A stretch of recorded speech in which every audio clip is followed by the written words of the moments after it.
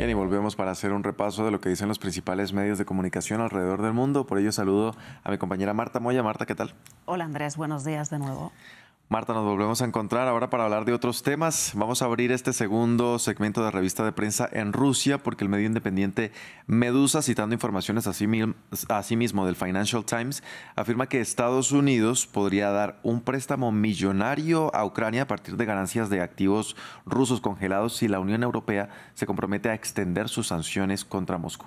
Concretamente dice Medusa, citando estas informaciones del Financial Times, que el préstamo estadounidense sería de 50.000 millones de dólares, algo de lo que ya hablaba hace unos días la secretaria del Tesoro Janet Yellen, y estos serían reembolsados con las ganancias de los activos rusos congelados. La única condición que estaría poniendo Washington en estos momentos es que Bruselas, la Unión Europea, extienda las sanciones contra Moscú por un tiempo indefinido.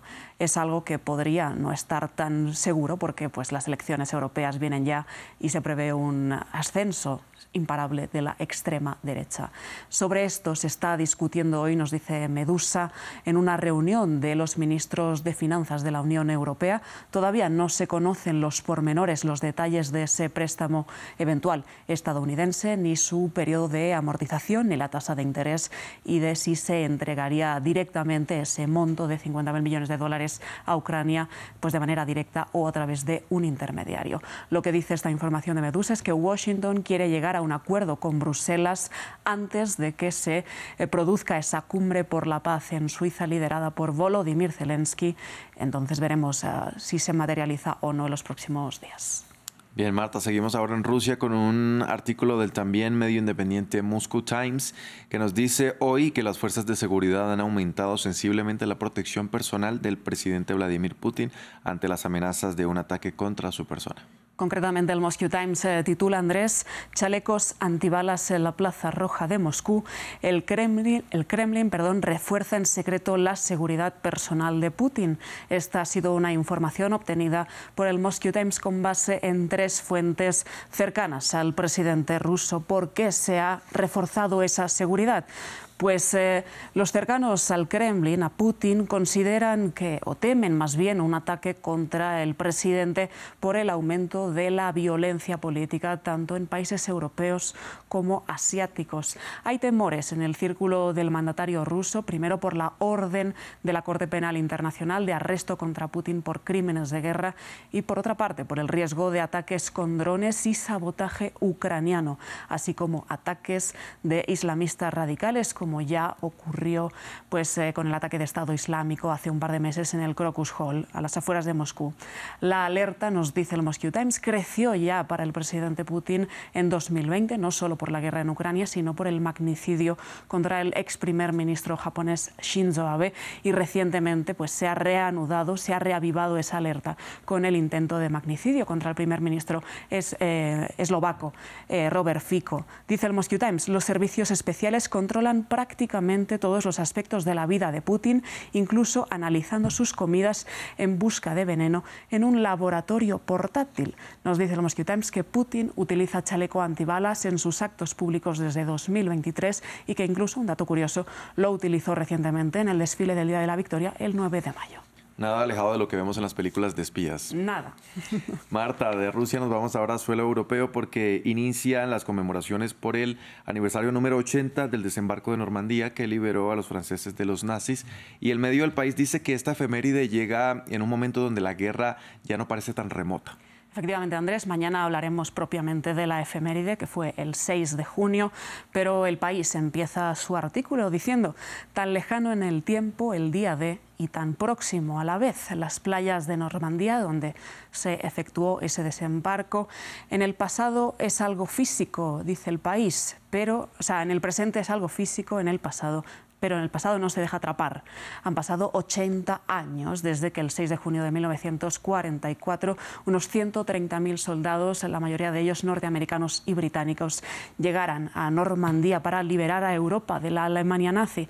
Y dice El País, raramente aquel pasado pasado ha estado tan presente como ahora. Con la guerra en Ucrania, la guerra ha vuelto a Europa y hay temores de volver atrás, nos dice El País. El panorama es complejo. Llegan las elecciones europeas, como decíamos antes, este fin de semana. La extrema derecha parece que va a repuntar mucho en Bruselas. Estamos a 5 meses de que Donald Trump probablemente pueda ganar las elecciones y volver a la Casa Blanca. Hay una guerra abierta en Oriente Medio y el conflicto ruso-ucraniano no avanza, se estanca y sigue actualizándose. Dice El País, las memorias se solapan en Normandía. Lo que fue en el pasado parece que hay temores de que ocurra en el presente. Bien, Marta, nos quedamos ahora con el medio del País y otras cabeceras españolas porque todas ellas hablan hoy de la llamada de la justicia a la esposa del presidente del gobierno, Pedro Sánchez, por sus presuntas actividades irregulares. Recordemos, Begoña Gómez ha sido llamada por el juez por sus presuntos líos en tráfico de influencias y presunta corrupción. El País titula, el juez entra en campaña al citar como imputada a Begoña Gómez, la mujer de Pedro Sánchez. Ayer Pedro Sánchez realizó una nueva carta a la ciudadanía en la que acusa de injerencia al Poder Judicial en medio de la campaña de las elecciones europeas. El diario ABC conservador dice que Sánchez ataca a la justicia por citar a su mujer como imputada. Acusó a la oposición, al PP y a Vox, a la extrema derecha, de un zafio montaje mediático contra su mujer. La Vanguardia en Barcelona titula hoy, Sánchez pide el voto ante la embestida del Partido Popular por la citación a su mujer. Tanto el Partido Popular, líder de la oposición, como la extrema derecha de Vox han pedido nuevamente a Sánchez que renuncie. Y por otra parte, La Razón, también muy conservador, este periódico, dice que el juez desinfla el informe de la Unidad contra el Crimen de la Guardia Civil en España, que exculpaba ese informe a su mujer. Esto ha quedado anulado cuando la ha llamado a declarar el 5 de julio. Y vamos a esperar cómo se desarrolla este caso. Marta, cerramos ahora en Reino Unido porque el candidato de extrema derecha, Nigel Farage, anunció que se presentará a los comicios del próximo 4 de julio, pero en su primer acto de campaña no se habló precisamente de sus propuestas. No se habló de sus propuestas políticas. Nigel Farage anunció el lunes que se presentaba a las elecciones del 4 de julio. Ayer hizo su primer acto de campaña en Clacton, dio un mitin en el muelle de la ciudad, después se dirigió a la prensa en un pub cercano cuando una joven le tiró un batido de plátano a la cara. Entonces todo el mitin se vio empañado por este lanzamiento de batido de plátano. La mujer de 25 años, nos dice tanto el Guardian como la BBC, ha sido arrestada por presunta agresión contra este líder político de extrema derecha. Parece que no estaba muy de acuerdo con las políticas de Nigel Farage. Bien, Marta, muchas gracias por este repaso a la prensa internacional. Nos vemos entonces mañana. Mañana más, gracias.